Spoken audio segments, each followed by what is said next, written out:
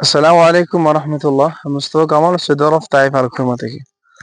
যারা সৌদি আরব আছেন বা আসবেন, মিডল ইস্ট যে কোনো দেশেই, আপনার একটা নির্দিষ্ট কাজ আছে, আপনি ওই কাজটা করতেছেন, ঠিক আছে, কিন্তু ওই কাজটার পাশাপাশি এক্সট্রা কোনো একটা ইনকাম করা যায় কিনা, মানে আপনার কাজের কোনো সমস্যা না হয় বা মদির বা আপনার মালিকের কোনো অসুবিধা না হয়।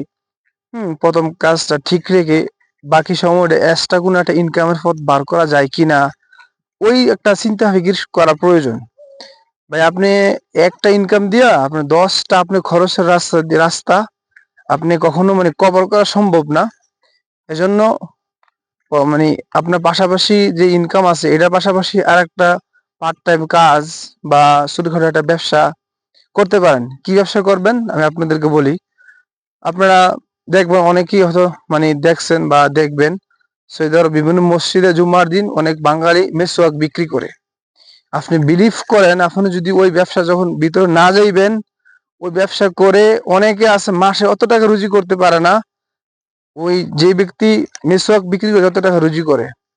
এজন্য আপনারা মিসওয়াক কিনে না পাইকারি বিভিন্ন মসজিদে বিভিন্ন বাজারে আপনার সুবিধা অনুযায়ী আপনি বিক্রি করতে পারেন, ঠিক আছে।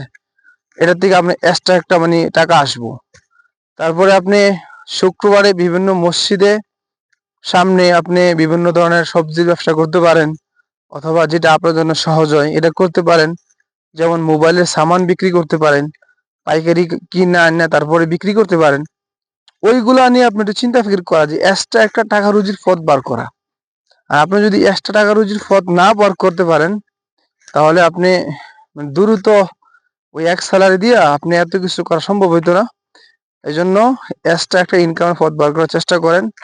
বসে না থাকিয়া কিভাবে কি করা যায় চিন্তা ফিকির করেন। আর পাশাপাশি যারা আছে বাংলাদেশি তার সাথে পরামর্শ করেন, এই আর কি। তো এগুলো করলে ইনশাল্লাহ ভালো একটা এক্সট্রা একটা ইনকামের পথ হইলে মনে করেন নিজের চলাফেরা আবার নিজের খাওয়া দাওয়ার টাকাটা আসলেও তো বেতনটা রয়ে গেল।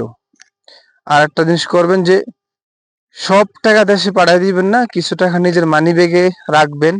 কখন বিপদ চলে আসে বলা যায় না, কারণ প্রবাসে তো ভাই কেউ কারো সহযোগিতা করতে চায় না, কারণ সবার কাছে রিয়াল থাকে। এটা বাংলাদেশি টাকা না, আপনারা দিয়ে দিব চাওয়ার সঙ্গে সঙ্গেই। এজন্য খুব কেয়ারফুলি থাকতে হইব সবাই। নিজের জন্য কিছু টাকা রেখে দিতে হইব নিজের মানি ব্যাগের জন্য। এটা আমার প্রয়োজন হয়, সব টাকা দেশে না পাঠানোর প্রয়োজন নাই, কারণ আপনি কখন অসুস্থ হয়ে যাবেন আপনি নিজেও জানেন না। হ্যাঁ, এই জন্য নিজের শরীরের দিকে নিজে কেয়ারফুল থাকা। ধন্যবাদ সবাইকে।